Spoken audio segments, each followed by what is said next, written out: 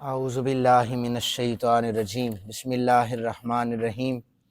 قال اللہ تعالی فی الکلام المجید والفرقان الحمید فمن حاجک فیہ من بعد ما جاءک من العلم فقل تعالوا ندعو ابناءنا وابناءکم ونساءنا ونساءکم وانفسنا وانفسکم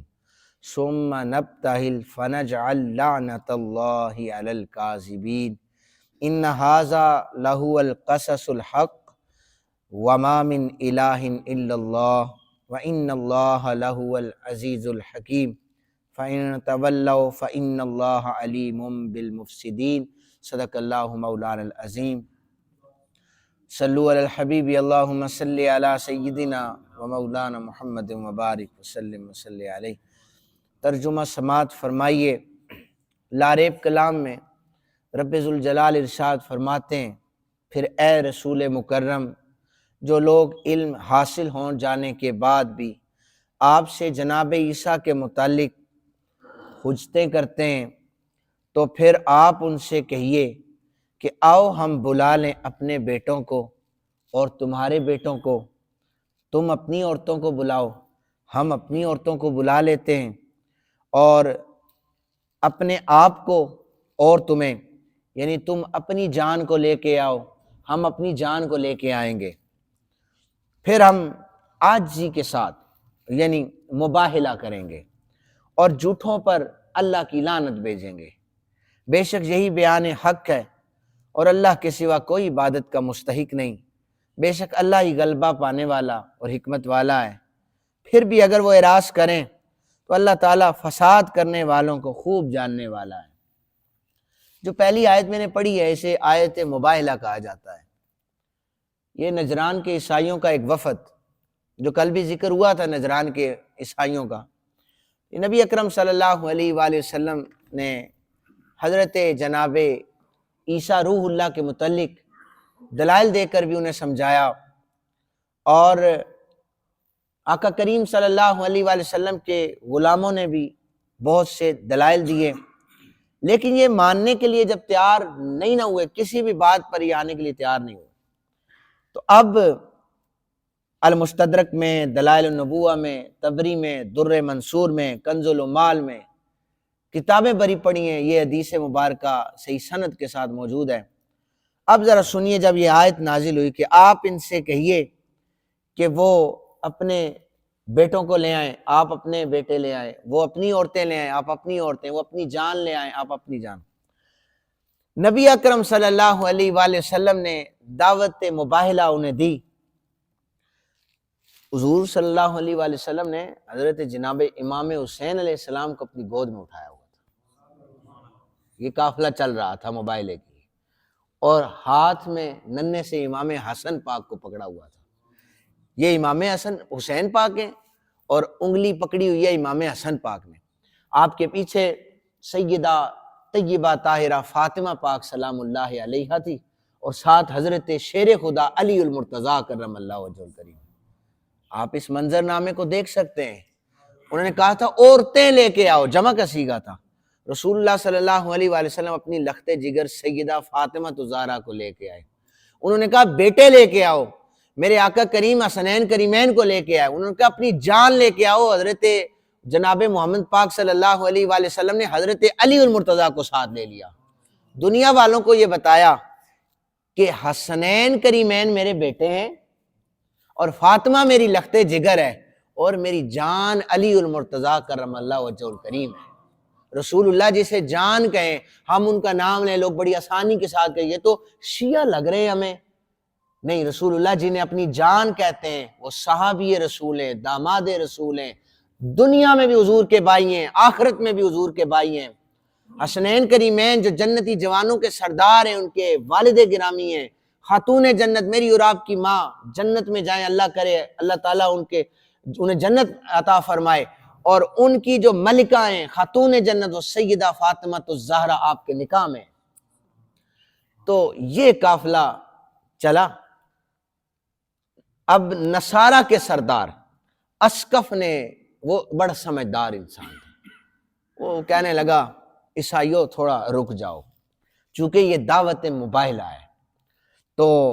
میں یہ جو جماعت آ رہی ہے نا وہ ہزاروں کی تعداد میں تھے، ویسے 60 کا ذکر ہے، وہ 60 تو پڑھے لکھے، باقی لوگ ان کے ساتھ چلے ہوئے تھے، بڑا اعتماد کر رہے تھے ان پر، لیکن جو اسقف پڑھا لکھا تھا کہنے لگا قافلے والوں ذرا رکو، جو سامنے سے چھوٹا سا قافلہ آ رہا ہے نا، یہ بظاہر تو چھوٹا سا قافلہ نظر آ رہا ہے تعداد میں، یہ ایسے نورانی ہاتھ ہیں، چہرے ہیں، ایک مرتبہ اگر انہوں نے آمین کہہ دیا، دعا کے لیے انہوں نے ہاتھ اٹھا لیے نا، تو نجران کے سارے عیسائی تباہ ہو جائیں گے، چونکہ مباہلہ کا مطلب ہوتا ہے عاجزی سے دعا کرنا، یا اللہ ہم سچے ہیں، ہم جھوٹے ہیں تو ہم پر لعنت بھیج، یہ جھوٹے ہیں تو ان پر لعنت بھیج۔ اسقف کہنے لگا کہ اگر رسول اللہ صلی اللہ علیہ وآلہ وسلم نے یہ کہہ دیا اور ننھے حسنین کریمین کے ہاتھ اٹھ گئے آمین، بس اتنا کہہ دینا، تو نجران کے عیسائی تباہ ہو جائیں گے۔ انہوں نے کہا کہ اب موبائل سے پیچھے ہٹ جاؤ، وہ پیچھے ہٹے، پھر انہوں نے جزیہ دینا شروع کیا، ٹیکس دینا شروع کیا، وہ اپنے علاقے میں سارے واپس لوٹ گئے۔ اب ذرا سنیے، سید عالم صلی اللہ علیہ وآلہ وسلم نے فرمایا، قسم ہے مجھے اس ذات کی جس کے قبضہ قدرت میں مجھ محمد عربی کی جان ہے، اللہ کا عذاب نجران کے عیسائیوں کے قریب آ چکا تھا، اور اگر یہ مباہلہ کر لیتے میرے ساتھ اور میرے بچے میری دعا پر آمین کہہ دیتے، ان کی شکلیں بندر اور خنزیر جیسی ہو جانی تھی، ان کی وادیوں میں آگ لگ جاتی اگر میرے بیٹے حسنین آمین کہہ دیتے، اور اہل نجران ملیا میٹ ہو جاتے۔ فرمایا کہ عذاب اتنی شدت سے آ رہا تھا کہ جتنے درختوں پر پرندے تھے کھڑے کھڑے ان کا گوشت اتر جاتا، اتنا سخت عذاب تھا، اور 1 سال کے اندر اندر سارے عیسائی فنا ہو جاتے۔ تو یہ پاور تھی رسول اللہ صلی اللہ علیہ وآلہ وسلم کے گھر کی، اسے اہل بیت کہا جاتا ہے، اسے آج کی ٹرم میں 5 تن پاک کہا جاتا ہے، اور اس کا ہرگز یہ مطلب نہیں ہے کہ یہ جو شانیں ہیں بیان کرنے سے کوئی صحابہ کرام کی تنقیص کر رہا ہوتا ہے، صحابہ کرام کی اپنی شانیں ہیں، لیکن جو خون ہوتا ہے، جو نبی پاک صلی اللہ علیہ وآلہ وسلم کے گھر والے ہیں، ان کا ایک اپنا مقام ہے۔ یہ تو عام فہم بندہ دماغ جو رکھتا ہے، آپ اس سے پوچھیں کہ آپ کے دوست احباب آپ کو اچھے لگتے ہیں یا بیٹے آپ کو اچھے لگتے ہیں، آپ کہیں گے دوست اچھے لگتے ہیں، کون اچھا لگتا ہے آپ کو تو بیٹے اچھے لگتے ہیں، لیکن ہاں عزت رسپیکٹ وہ سب کی ہے، چونکہ رسول اللہ صلی اللہ علیہ وآلہ وسلم کے منظور نظر صحابہ ہیں، ان کا بھی ادب اور احترام ہے، اور اولاد پاک جو خون سے ہے ان کا بھی ادب اور احترام جو ہے وہ ملحوظ خاطر رکھنا چاہیے۔ یہ تقریباً 5 کتب سے یہ حدیث مبارکہ میں نے پہلے حوالہ بھی دیا ہے، اور پھر جب یہ آیت مبارکہ نازل ہوئی تو امام ترمذی کہتے ہیں حضرت جناب حسن پاک اور امام حسین پاک، ان کے بارے میں رسول پاک صلی اللہ علیہ وآلہ وسلم نے فرمایا یہ میرے بیٹے ہیں، جبکہ یہ آپ کی بیٹی کے بیٹے تھے، نواسے تھے، لیکن حضور نے ہمیشہ انہیں اپنا بیٹا کہا۔ اور امام ترمذی نے اس روایت کی مزید وہ اس پر مہر لگائی۔ حضرت اسامہ بن زید کہتے ہیں میں ایک رات کسی کام سے نبی اکرم صلی اللہ علیہ وآلہ وسلم کی خدمت عالیہ میں حاضر ہوا، حضور بائے تشریف لائے، آقا کریم صلی اللہ علیہ وآلہ وسلم نے چادر لپیٹی ہوئی تھی اور چادر ہل رہی تھی، چادر لپیٹی ہوئی تھی اور چادر ہل رہی تھی۔ میں نے کہا حضور نے اندر کوئی چیز ایسے رکھی ہوئی ہے جو ہل رہی ہے۔ بہرحال میں نے جب میرا کام مکمل ہو گیا تو میں نے جسارت کی کہ کملی والے آقا کریم یہ آپ کی چادر کیوں ہل رہی ہے؟ حضور نے اپنی چادر کو پیچھے کیا، گود میں ایک گھٹنے پر امام حسن پاک تھے اور دوسرے گھٹنے پر امام حسین پاک بیٹھے ہوئے، چادر میں لپیٹے ہوئے دونوں شہزادے وہاں پر کھیل رہے تھے۔ اب آقا کریم صلی اللہ علیہ وآلہ وسلم نے فرمایا یہ دونوں میرے بیٹے ہیں اور یہ میری بیٹی کے بیٹے ہیں، اے اللہ میں ان دونوں سے محبت کرتا ہوں، سو تو بھی ان سے محبت کر، اور جو ان سے پیار کرے یا اللہ تو اس سے بھی پیار کر۔ مباہلہ کا مطلب یہ ہوتا ہے عاجزی کے ساتھ دعا کرنا، اور اس میں یاد رکھیں کہ جب انسان کو پختہ یقین ہو کہ وہ اس بات پر یعنی پکا ہے، یہ نہیں کہ ذرا سی بات ہوئی تو بندہ موبائل کا چیلنج دے دے، ایسی بات نہیں ہے، اس طرح یہ درست بھی نہیں ہے، لیکن یقین واسق ہو پختہ یقین ہو، تو اس صورت میں جو مخالف ہے وہ اگر کفر پہ ہوگا تو مباہلے کا چیلنج دیا جاتا ہے، چونکہ نبی اکرم صلی اللہ علیہ وآلہ وسلم ان سے مناظرہ بھی کر چکے تھے، مجادلہ بھی کر چکے تھے، جو علمی پوائنٹ آف ویو سے گفتگو تھی وہ فرما چکے تھے،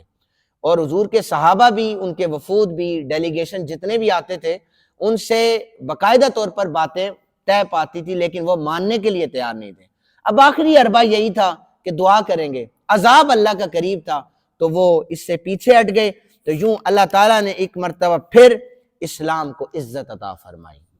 نجران کے جو جتنے بھی وہ عیسائی تھے، ان کے پادری تھے، وہ واپس چلے گئے۔ اللہ تعالیٰ سے دعا ہے اللہ تعالیٰ ہم سب کو قرآن حکیم سمجھنے کی توفیق عطا فرمائے۔ وما علینا الا البلاغ۔